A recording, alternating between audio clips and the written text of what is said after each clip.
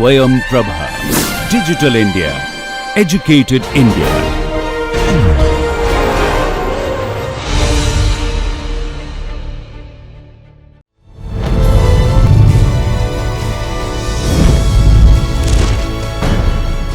Yoga Karmasu Kaushalam.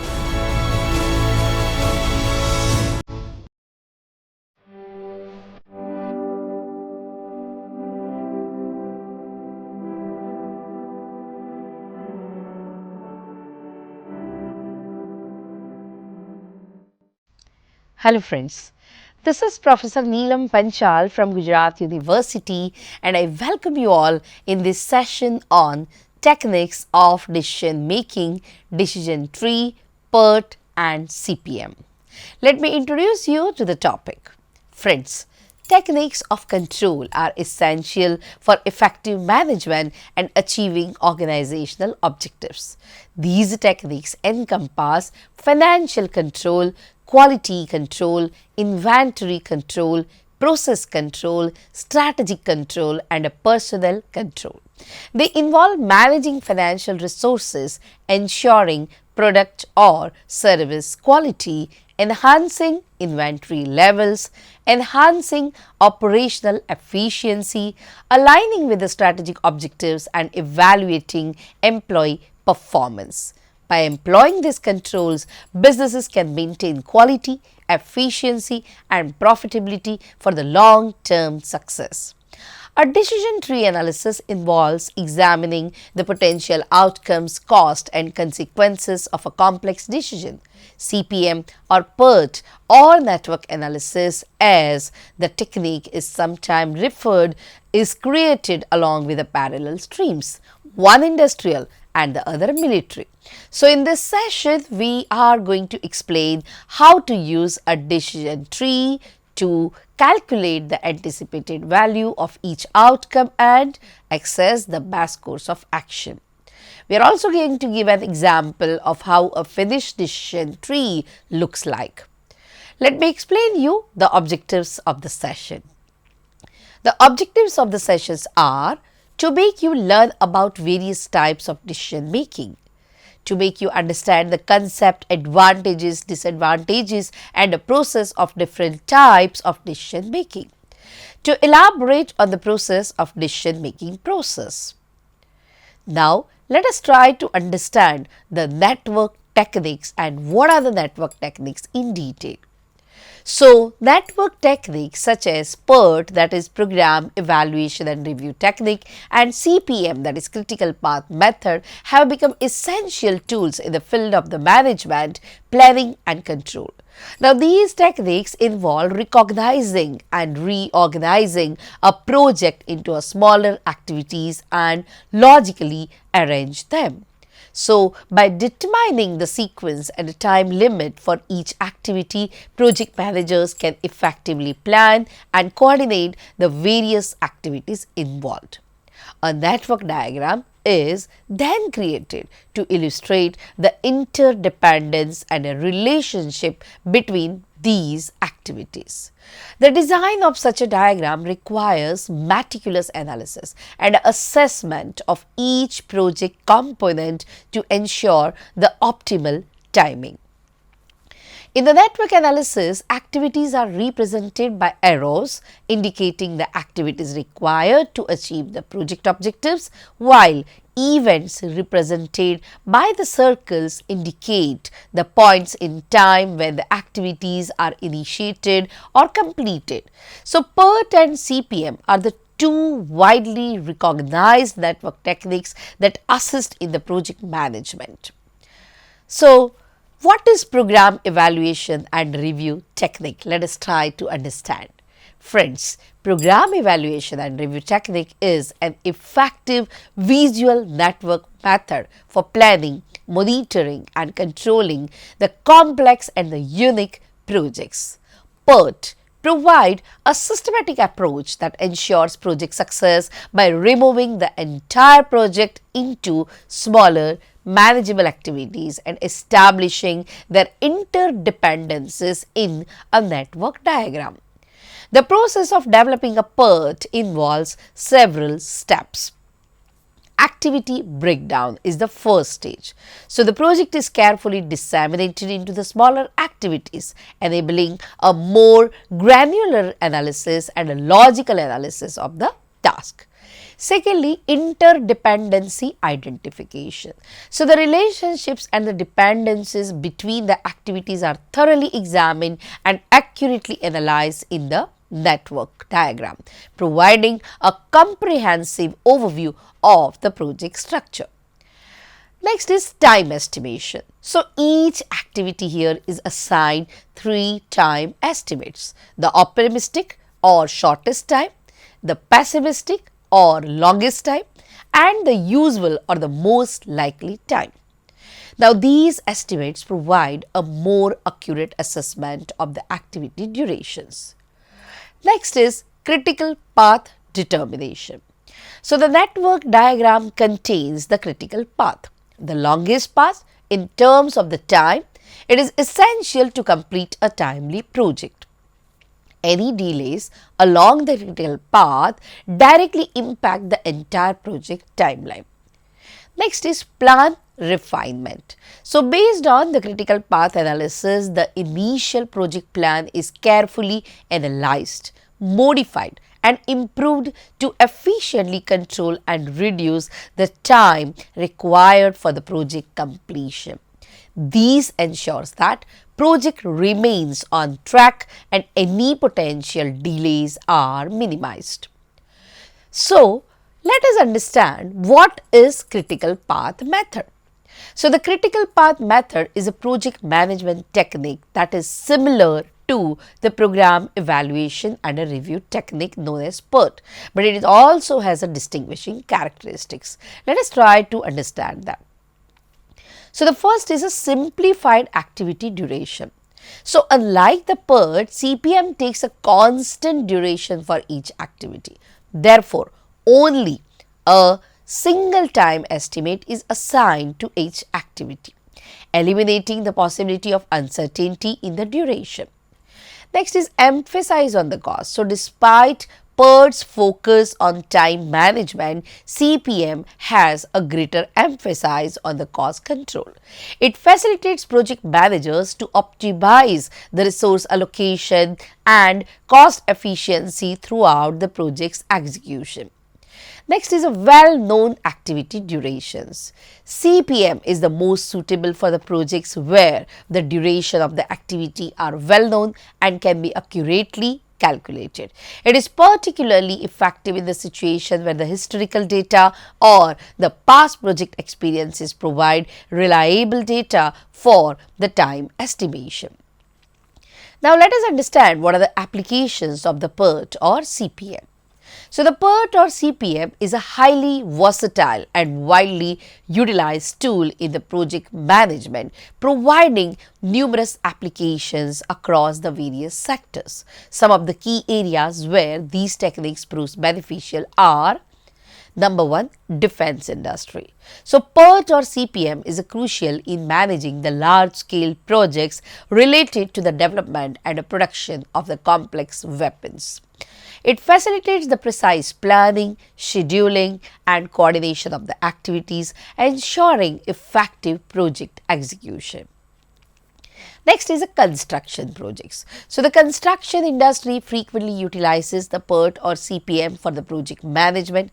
It effectively manages the building and construction projects of different sizes and complexity by optimizing the resource allocation, scheduling the activities and monitoring the progress. PERT or CPM techniques contributes to timely completion of the project. Next is a shipbuilding.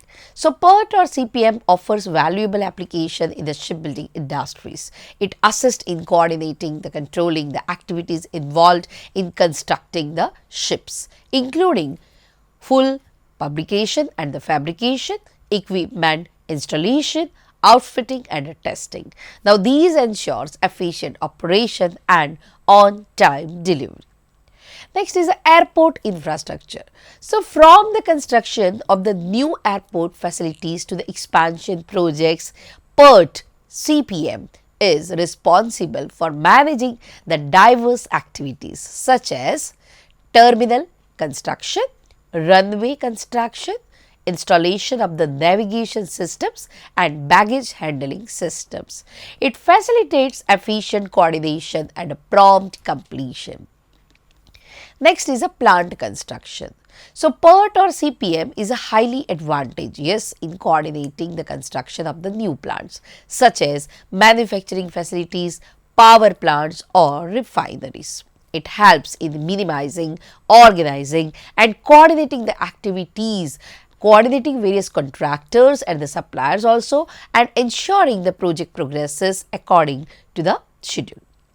Product launches. So, when it comes to launching the new product, PERT or CPM, it provides a valuable support. It facilitates the organizations to coordinate the critical activities involved in product development, manufacturing, marketing and distribution. PERT or CPM ensures successful product launches by managing timelines and dependencies. Next is a computer system installations. So, PERT or CPM can be utilized effectively in managing the complex computer system installations, whether it is establishing the network infrastructure, deploying the hardware components, configuring software or conducting testing. PERT or CPM facilitates smooth product execution and expeditious completion. Let us look into now what are the advantages of the PERT or CPM.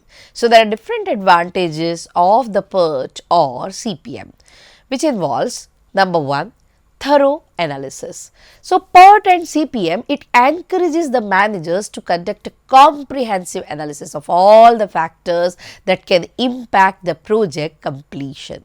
Proactively recognizing the potential obstacles, doubts and incompetence allows the effective planning and reduces the surprises along the way. Next is predictive capability. So, PERT or CPM is a valuable tool for assessing the impact of the schedule changes. By analyzing the network diagram, project managers can recognize potential trouble spots in advance, allowing them to take defensive measures and soften potential risk. Next is focus on critical activities. PERT or CPM monitors critical activities where it is the most beneficial to allocate the resources or expedite progress.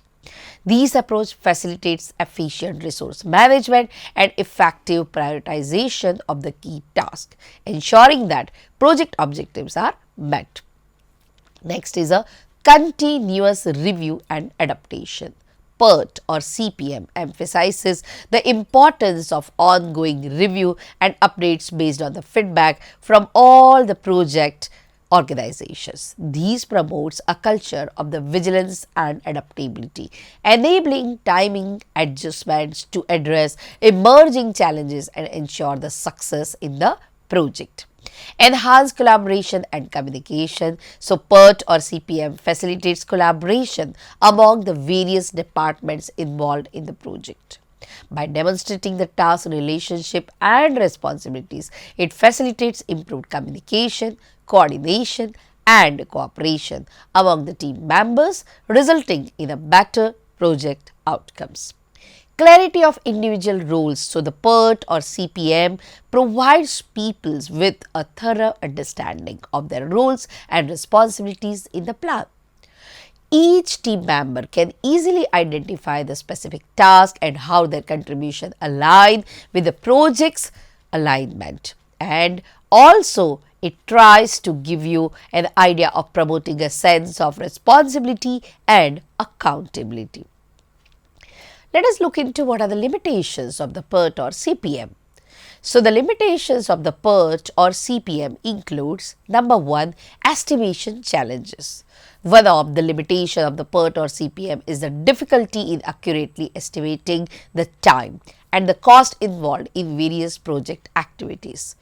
Estimation errors, it can lead to unpredictability and make the PERT chart more reliable as a control tool for the effective project management. Next is a time-centric focus. So the PERT or CPM is particularly suitable for all the projects where the time is a critical factor. It is effective in managing and controlling the time-sensitive projects, but its applicability may be strained when the other factors such as the cost or a quality, they are the more significant in the project outcomes. Next is limited applicability to the simple projects. So PERT or CPM may have limited power in handling the straightforward, routine and repetitive tasks. Its strength lies in tackling the complex and unique projects that requires complex analysis and involve the multiple interrelated activities. In cases of the continuous processes or the projects with a predictable flow, PERT or CPM may not provide significant benefits. Now, let us try to understand the decision tree analysis. Friends, have you ever contemplated determining your choice would have major consequences? If you have, you are aware that it is particularly difficult to determine the best course of action when you are not sure what the outcomes are. So, decision tree analysis can help you visualize the impact of your decisions will have, so you can find the best course of action. So, what is decision tree? The decision tree is a flowchart that starts with the main idea and then ends based on the consequences of your decisions. It is referred to as a decision tree because the model typically appears to be a tree with the branches. Now, these trees are used for the decision tree analysis, which involves identifying the potential outcomes, cost and the consequences of a complex decision. You can use a decision tree to determine the expected value of each outcome based on the decisions and the consequences that led to it. By comparing the outcomes to one another, you can quickly evaluate the best course of action. You can also use a decision tree to solve the issues and manage the cost and as well as reveal the opportunities. So, there are different symbols and those symbols needed to be understood. Let us try to understand the decision tree symbols. So, the first is alternative branches. So, alternative branches are two lines that intersect from one decision to your decision tree. Now, these branches show the two outcomes or the decisions that are based on the initial decision on your tree. Second is a decision nodes. So, decision nodes are the squares and indicate a decision being made on your tree. So, every decision tree is created with a decision node. Next is a chance nodes. So, chance nodes are circles that display multiple potential outcomes. And nodes are the triangles that show an outcome. So, a decision tree analysis utilizes these symbols with the nodes describing your decision and outcome and any relevant values to explain your profit or losses. You can mutually draw your decision tree or use a flowchart tool to map out your tree. For what is decision tree analysis used? Let us try to understand. You can utilize the decision tree analysis to make the decisions in many areas such as operations, budget planning and project management. Alternatively, include quantitative data and numbers to create an effective tree. The more data you have, the easier it will be for you to determine the expected values and analyze the solution based on numbers. For example, if you are trying to determine which project is most cost effective, you can use a decision tree to analyze the potential outcomes of each project and choose the project that will result in the highest earnings. Now, can you think on how to create a decision tree? So, friends, there are different steps to create a decision tree. You can look into here the steps. The first is start with your idea. Secondly, add chance and decision nodes. Thirdly, expand until you reach end points. Fourth is calculate the tree values. and then try to analyze uncertain outcomes and reach the most logical solution. In this figure, you can see that. Let us try to understand it in detail. When you are saying start with your idea, here it means begin your diagram with a simple idea or a decision. You will start your tree with a decision node before adding single branches to various decisions you are deciding between. For example, if you want to create an app but cannot decide whether to build a new one or upgrade an existing one, then use a decision tree to access the possible outcomes of each. So, in this case, the initial decision node is create an app. So, the three options or branches you are deciding between are building a new scheduling app, updating existing scheduling app, building a team productivity app. Second stage is add chance and decision nodes. So, after incorporating your main idea into tree, continue adding chance or decision nodes after each decision to expand your tree further. A possibility node may need an alternate branch after it because there could be more than one potential outcome for choosing that decision. For example, if you decide to build a new scheduling app, there is a chance that your revenue from the app will be large if it is successful with the customers. There is also a chance that the app will be unsuccessful, which could result in a small revenue. So, mapping both potential outcome in your decision tree is a key. Third is expand until you reach the endpoints. Friends, keep adding the chance and decision nodes to your decision tree until you cannot expand the tree further. So, at this point, add end nodes to your tree to indicate the completion of the tree's creation process. Once you have completed your tree, you can begin analyzing each of the decisions, right? The next is calculate the tree values. So, ideally your decision tree will process and it will possess the quantitative data. The most common information used in the decision tree is monetary value. For example, it will cost your company a significant amount of money to build or upgrade an app. It will also add costs to more or less to create one app over the other. Writing this value in your tree under each decision can assist you in the decision making process. So, you can also try to estimate the expected value you would create, whether large or small, for each decision. So, once you know the cost of each outcome and probability it will occur, you can calculate the expected value of each outcome using the different formula. So, what is the formula? The formula is expected value is equal to first possible outcome multiplied by likelihood of the outcome plus second possible outcome multiplied by likelihood of outcome minus cost. So, with this, calculate the expected value by increasing both possible outcome by the probability that each result will occur and then adding those values. You will also need to subtract any initial expenses from your total and this will give you the final answer.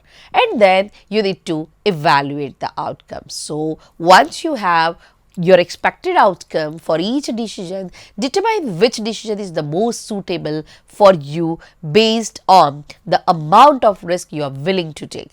So, the most anticipated value may not always be the one that you want to purchase. So, that's because even though it could result in a high reward, it also means that taking on the highest level of the project responsibility. So, in the conclusion, the expected value in the decision tree analysis is derived from a probability algorithm. So, it's up to you and your team to determine how to best evaluate the outcomes of the tree. What are the pros of this? So, when you are struggling with a complex decision and juggling a lot of data, decision trees, it can help you in visualizing the potential consequences or payoffs associated with your decision. Also, transparent. So, the best part about the decision tree is that they provide the focused approach to the decision making for you and your team. Thirdly, when you parse out each decision and calculate its expected value, you would have a clear idea about which decision makes the most sense for you to move forward with. Next is efficient. So, decision trees are efficient because they require a lot of time and minimal resources to create. So, other decision making tools such as surveys, user testing or prototypes can take the months and lot of money. So, a decision tree is a simple and efficient method to determine what to do. Next is a flexible. So, if you come up with a new idea, once you have created your tree, you can add that decision to the tree with a little work. So, you can also add the branches for the potential outcomes if you require the information during your analysis. If you look into the cons or the disadvantages of a decision tree that are less than the perfect decision making tool, by understanding these difficulties, you can use the tree as a part of the large forecasting task. So, it involves the complexity. So, when the decision trees often come to definite endpoints, there become a complexity. And if you add too many decisions to your tree, then it is more complex. So, if your tree branches off in many directions, you may have a hard time keeping the tree under wraps and calculating your expected values. So, the best way to use the decision tree is keep it simple so it does not cause confusion or lose its benefit. This may mean using the other decision making tools to narrow down the options and then using the decision tree once you have only few options left. Next is unstable. So, it's important to keep the values in your decision tree stable so that your equations remain accurate. So, if you alter even a small portion of the data, the larger data can become distorted. Next is risky. So, the decision tree utilizes the probability algorithm to estimate the expected value of each outcome, not an accurate prediction of each outcome. These implies that you must take these estimations with a grain of salt. So, if you don't adequately assess the likelihood of and payoff of your outcomes, then you could have a lot of risk with the decision you choose. So, let us look into the decision tree analysis example. So, in the decision tree analysis example, you can see here how you would map out your tree diagram if you were choosing between a building or upgrading a new software app. As the tree branches out, your outcomes involve a larger and a smaller revenues and your project costs are taken out to the expected values. So, decision nodes from this example build a new scheduling app of let's say 50,000 and upgrade the existing scheduling app let's say 25,000 and then build a team productivity app that is 75,000 and then chance nodes from this example large and a small revenue for the decision 1 ranges from 40 and 55%. Large and small revenue for the decision 2, 60 and 38%. Large and small revenue for the decision 3, 55 and 45%.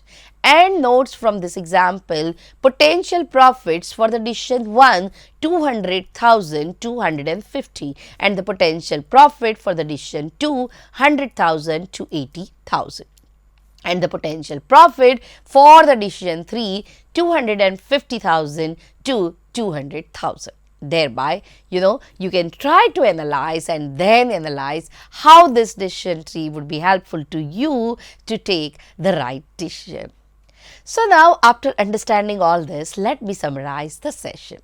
Friends, although decision-making skills can be learned and improved over time, several decision-making techniques can help you make a better decisions quickly. Overall, no decision-making technique is a perfect because a combination of multiple decision-making techniques to suit various situations is the most effective approach for the managers. By using these techniques, individuals and the organizations, they can reduce the uncertainty and increase the objectivity. So, the techniques mentioned above are the examples of the many available to the businesses. By choosing the appropriate technique for each situation, businesses can make better decisions and increase the chances of the success. So, you have seen various examples of the decision tree analysis. We have seen and understand the PERT, the CPM and the other techniques also, and I am very sure that with the help of these type of techniques you can take the wider and better decisions. I hope you are clear with all the fundamentals and I hope you like the session. Thank you.